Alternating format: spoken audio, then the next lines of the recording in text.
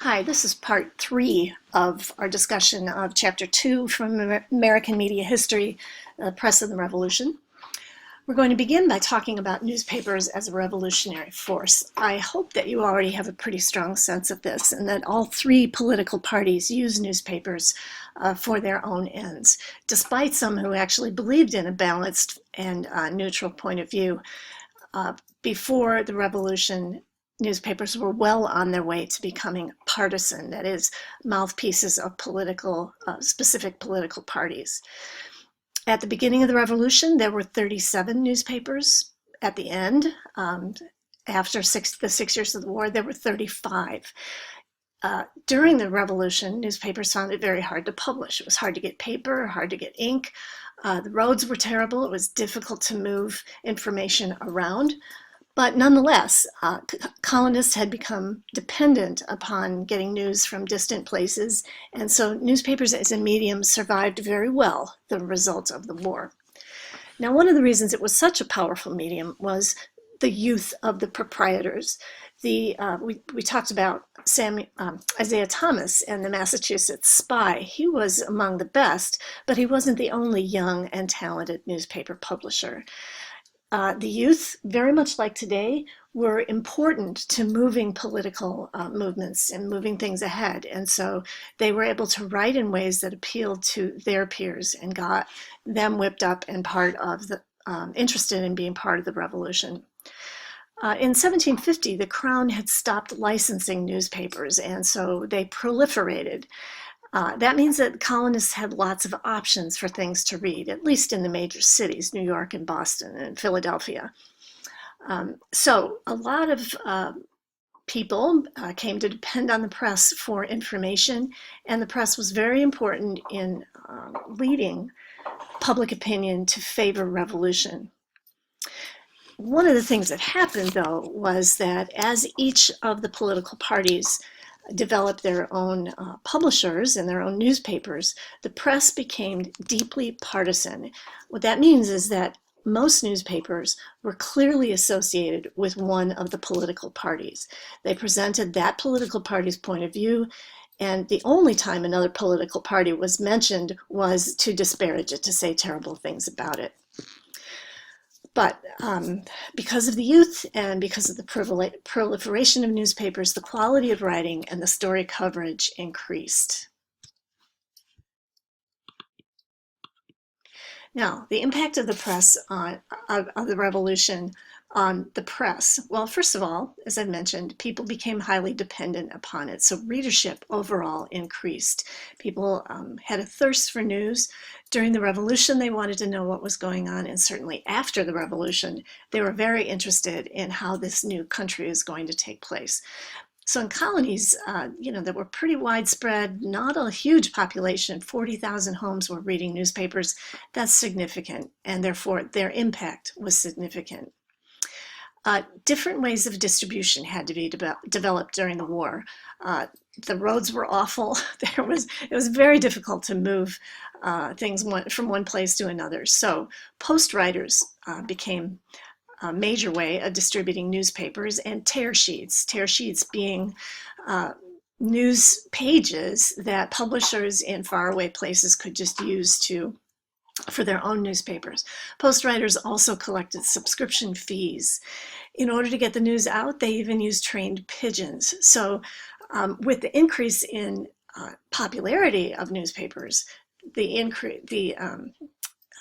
difficulty in distributing them became even more prominent. From a political point of view, though, and from the point of view of establishing the colonies, perhaps the major change was the distinction between news and comment. For the first time, editors saw the need to distinguish recording of events that occurred with their own points of view and comments. So they used italics and bold print to identify their own point of view. But again, these were highly partisan. So what do we have as a result of the American Revolution with respect to the press? Well, of course, we have the First Amendment and a revolutionary idea of freedom of the press and the role of the press in government. So the revolutionary leaders put great importance on the freedom of the press. John Adams, who was the second president and the father of the sixth president of the United States, said that he knew of no means of information more sacred than a free press. The First Continental Congress, all the way back in 1774, had made a free press among the foundations of liberty, things that they thought were worth fighting for.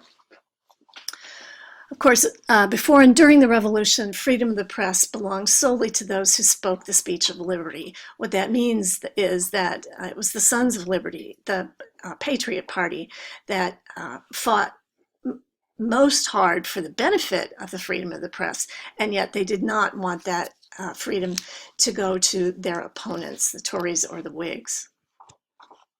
In the Constitutional Convention in 1787, unfortunately, freedom of the press was not on the delegates' minds.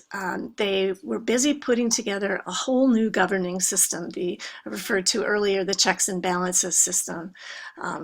There was a huge debate. The major debate that we'll see in the next chapter is the relative power of the states versus the federal government. And so a slight majority rejected a proposal to include freedom of the press in the Constitution. When the Congress met for the first time under the new Constitution, though, they added a National Bill of Rights, and that included the freedom of the press, became part of the First Amendment. Now, the reason that occurred is that as the Constitution was being sent around to be ratified by the various new states, former colonies, many of the states were concerned that there wasn't a reference to the free press. John Adams was very concerned that he didn't see it. Thomas Jefferson, of course, was out of his mind that he couldn't see it there. And so that's what brought about the need for and the desire to have a set of amendments to the Constitution. Therefore, we were left with, as the textbook author Anthony Fellows says, a priceless gift to American journalism and the democratic process in the First Amendment. I'll read it to you because it's really important for you to understand the breadth of the First Amendment, and it's important to the freedom of speech and of the press. So Congress shall make no law respecting an establishment of religion or prohibiting the free exercise thereof, or of abridging freedom of speech or of the press, or the right of the people peaceably to assemble and to petition the government for a redress of grievances. Now, I will say that most scholars agree that the Founding Fathers were not absolutists. That is, they didn't believe there should be no restriction. And as a matter of fact, we'll see that the ink was hardly dry on the Constitution before limitations on the press and speech were enacted into law through the Alien and Sedition Act. Nonetheless, we've had 225 years of the interpretation of the First Amendment and press freedom. And actually, the Founding Fathers wanted to build that kind of flexibility in. They knew that they couldn't see into the future, and they wanted to give the ability for adaptation. So that's what we have to say about the press and the revolution. In the next segment of American media history, we will look at press and the founding of the nation.